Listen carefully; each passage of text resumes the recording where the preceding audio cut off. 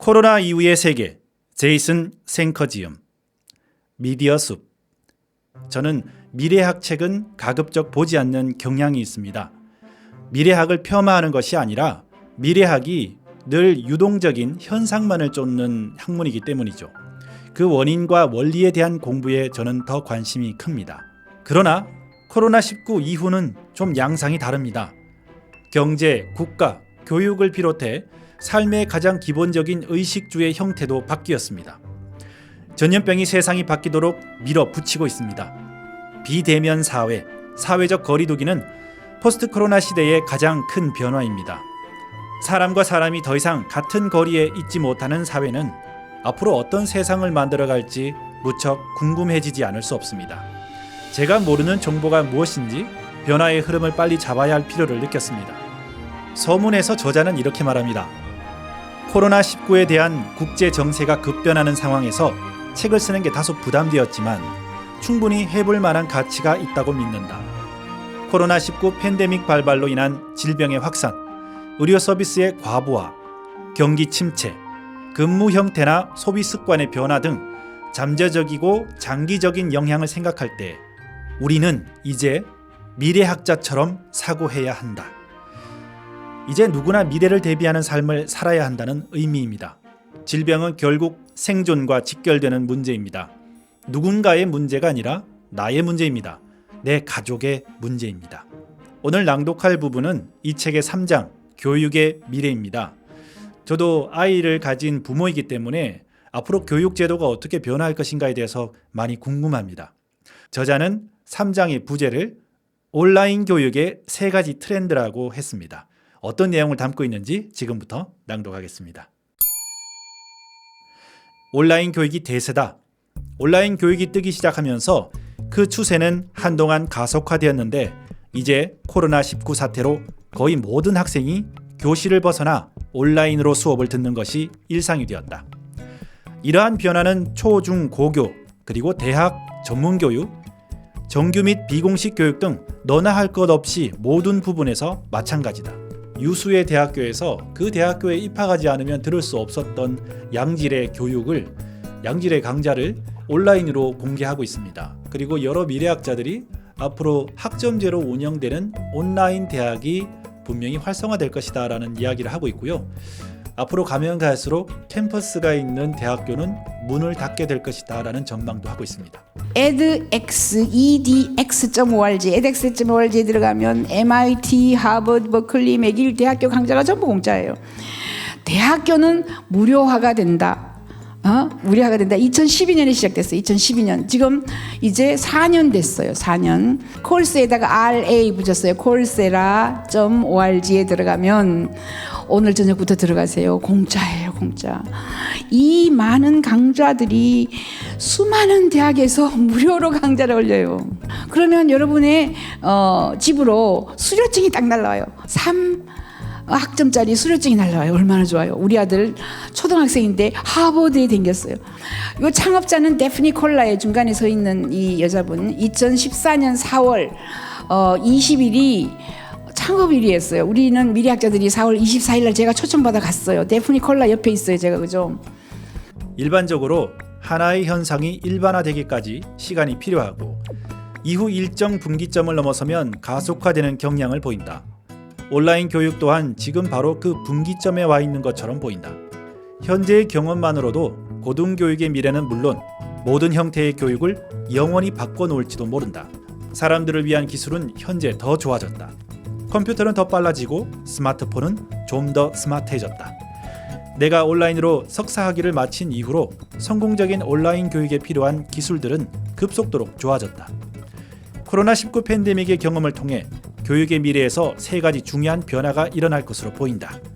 여기서 3가지 중요한 변화는 기술 등장으로 중세 유럽의 동업자 조합인 길드 시스템의 해체에 일조한 산업들에서 나타난 변화와 같다고 할 수 있다. 교육, 특히나 대학 수준 이상의 교육은 일종의 길드 시스템이라고 할 수 있다. 학사, 석사, 박사학위를 따는 방식이 전부 이 길드 시스템에 근거하고 있다.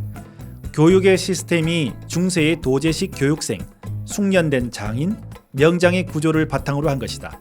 이 3가지 수준의 학위들은 기사단이나 중세 공식 학위에서 보던 것들과 유사하다.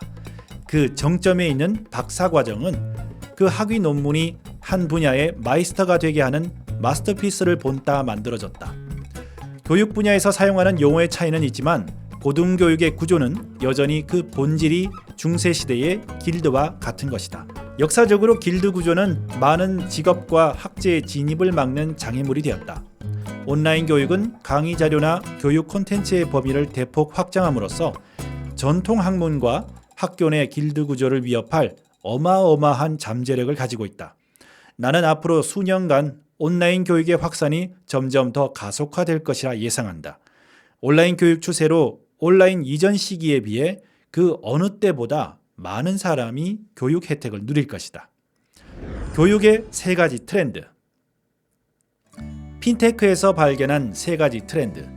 금융 중개 탈피, 민주화, 사용자 경험의 향상. 이 3가지는 교육의 미래에도 같은 영향을 미칠 것이다. 첫 번째 트렌드는 교육 길드 시스템을 해체함으로써 교육에 들어가는 중간 단계 비용이 사라진다는 점이다. 두 번째 트렌드는 온라인 플랫폼에 대한 접근을 민주화하는 것인데, 다시 말하면 시스템을 보편적으로 만들어 보다 많은 이들을 교육하는 것이다. 세 번째 트렌드는 학습 경험을 향상할 기회가 있다는 것이다. 대학이나 대학원이라고 하면 사람들은 대부분 공부하기에 좋은 환경 여건들이 유기적으로 잘 갖춰진 도심 속의 전형적인 캠퍼스를 떠올린다. 하지만 이젠 그러한 이미지에 아주 큰 변화가 있을 것이다. 근래 들어 중소형 대학들이 재정난을 겪고 있다. 불경기에 온라인 교육 확산까지 겹쳐 부실 대학들은 머지않아 문을 닫을 수밖에 없을 것이다. 우리나라에서는 이 문제는 불경기뿐만 아니라 코로나뿐만 아니라 언젠가는 인구 절벽 때문에 반드시 겪게 될 과제라고도 합니다. 학생을 모집하지 못하는 대학교는 경영난에 시달려서 결국 문을 닫게 될 것이고, 학생 수는 갈수록 점점 줄어들 수밖에 없다는 거죠. 일부 소규모 리버럴 아트 칼리지, 대학원 과정 없이 학부 중심의 대학교를 말합니다. 온라인 교육 확대를 거부하는 학교들은 폐기할 일이 생기더라도 대형 학교들은 이것을 굉장한 기회이자 자신들의 시대적 소임으로 보고 변화를 따라가거나 확대해 나갈 것이다. 지금 실제로 코로나19 이후에 이런 온라인 수업을 확장하고 적극적으로 대응해 나가고 있는 대학교도 명문대학교, 대형 대학교들입니다. 결과적으로 온라인 교육을 확대해 보다 많은 사람들이 교육의 혜택을 누릴 수 있을 것이다. 그리고 이러한 대학 교육의 변화 추세는 등록금을 합리적인 수준으로 낮출지도 모른다. 이건 진짜 필요하네요. 기억해야 할 사실은 많은 사람이 교육 분야에 종사되는 이유가 사람들을 가르쳐 배우게 하기 위해서라는 것이다. 초등, 중등, 고등 및 전문 교육 영역 어디서나 마찬가지다. 그렇기 때문에 교육의 효과만 보장된다면 좀 더 많은 사람을 도울 기회가 있는 온라인 교육을 현재의 오프라인 교육보다 더 큰 소명으로 생각할 수 있다. 다만 학습자의 수가 늘어나면 교육의 질이 떨어질 수도 있다는 것이 한 가지 결정적인 우려사항이다. 하지만 코로나19로 인해 온라인 교육으로 전환되고 학습자 수가 급격히 늘어났다는 사실만으로 양질의 효과적인 교육이 불가능한지는 지켜볼 일이다. 교육의 효과가 여전하다면 대규모 명문 학교에서 온라인으로 강의를 듣는 학생들을 획기적으로 늘려 결국엔 중간 단계 비용을 줄일 수 있을 것이다. 전체 인플레이션을 앞지른 교육 인플레이션. 교육비는 다른 비용을 크게 앞질렀다. 미국의 소비자 물가지수인 인플레이션 데이터의 교육 하위 지표들을 살펴보면 전체 소비자 물가지수에 비해 교육 인플레이션이 앞선 것을 확인할 수 있다. 온라인 교육이 폭발적으로 채택될 것으로 보는 이유 중 하나이다. 저비용으로 보다 많은 사람이 교육을 받고 경쟁할 기회를 얻는다면 대학 교육 내 길드는 무너지고 중간 단계 비용 또한 사라질 수 있다. 따라서 결과적으로 좀 더 많은 사람들이 중요한 교육, 필요한 교육을 받는 등 사회 전체에 방대한 혜택을 줄 것이다. 나는 온라인 교육을 손바닥 안의 작은 교실에 비유하며 이야기한 바 있다. 이것이 한동안 잠재성을 지닌 데 머물러 있었지만 이제 이전의 한계를 뛰어넘어 도약할 것이다. 제가 큰아이한테 어떤 방식도 괜찮으니까 네가 원하는 교육 방식이 뭐야? 라고 물어봤거든요. 그러니까 자기가 궁금한 것을 인공지능에게 물으면 그 인공지능 컴퓨터가 어떻게 알려주는 것이라고 해요. 이것을 다시 생각해 보면 학습의 주도권이 아이에게 있는 겁니다. 자기가 궁금한 것을 물어보고 그 방법을 찾아가고 꼬리에 꼬리를 물어가면서 질문에 질문을 던져가면서 자기가 궁금해하는 모든 분야를 확장해 나가는 교육 방식인 거죠. 스스로 공부하고 자신의 전문 분야를 자기 스스로 개척해 나가는 겁니다. 저희 아이만 이런 생각을 할까요? SF 영화나 애니메이션을 보면 미래의 학생들은 이런 인공지능을 이용해서 자기가 원하는 것, 궁금한 것을 찾아가는 모습을 볼 수 있잖아요. 이미 미래 사회의 모습을 우리는 영화를 통해서 애니메이션을 통해서 볼 수 있습니다. In fact, if we continue to have to insert a teacher between us and everything we need to know in the future, we cannot possibly learn fast enough for the demands of the future. So Clayton Christensen, a Harvard professor who's been studying this, he says by 2019, half of all K through 12 classes are going to be taught online. What he's talking about is this type of setup where young people will be able to jack in and figure out what courses they want to take that are of interest to them and work at their own pace until they complete those courses.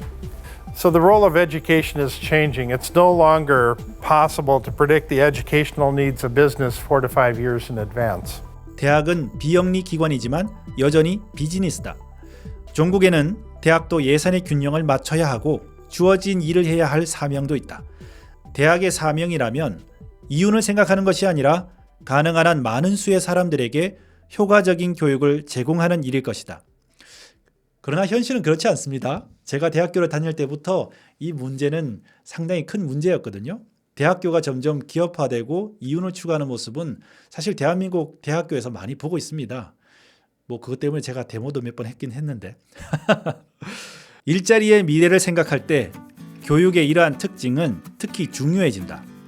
재택 노동이나 업무를 원격으로 처리하는 직장인들에게 교육의 문턱을 낮추는 것은 성공의 아주 중요한 전제 조건이기 때문이다.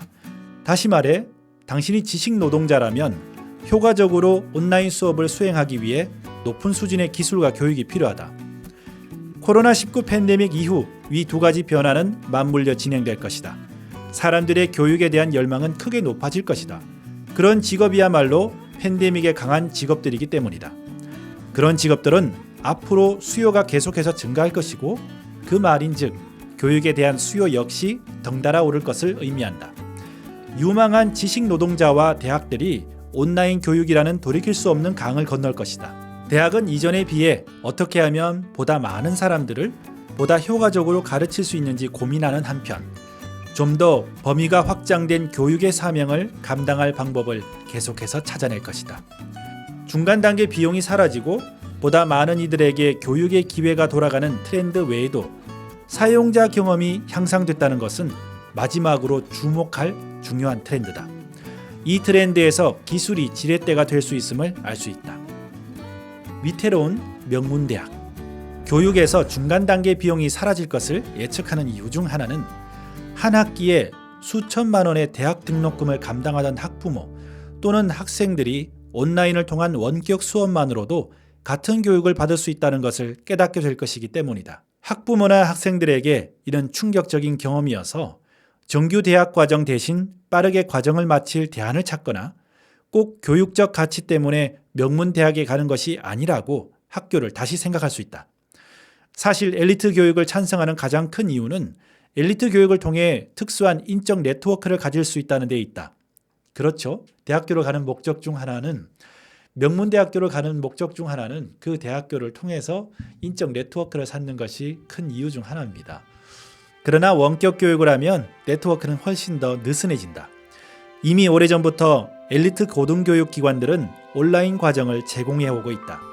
하버드 대학은 1910년부터 평생 교육원을 운영하고 있고 제공하는 온라인 강좌와 학위 프로그램의 비용은 하버드 대학의 정규 과정 비용의 극히 일부분에 지나지 않는다. 물론 정규 과정과 평생 교육원 프로그램 간에는 차이가 있다. 그렇다고 그 차이가 대부분 사람들에게 크게 중요하지는 않아 보인다. 어쨌든 하버드 대학이지 않는가. 교육에 대한 내용은 여기까지입니다. 통화정책, 재정정책, 그리고 부동산, 농업, 미디어, 국제관계, 국가안보, 정치, 리더십, 여행, 다양한 분야에 대해서 코로나19 이후에 어떻게 될 것인가에 대한 전망, 미래 예측을 하고 있습니다. 저자는 이 책에서 주로 금융이나 경제적인 측면을 다루고 있습니다. 좀 더 폭넓은 시야를 원하시는 분들은 이 한 권으로는 만족스럽지 못할 겁니다. 당연히 그래야 된다고 생각합니다. 하지만 우선 그 첫 번째 퍼즐을 이 책으로 골라보시는 것도 괜찮은 시도라고 생각합니다. 댓글로 여러분이 알고 계신 포스트 코로나 시대에 대한 정보, 새로운 이야기도 함께 나누었으면 좋겠습니다. 코로나 이후의 세계, 제이슨 생커지움.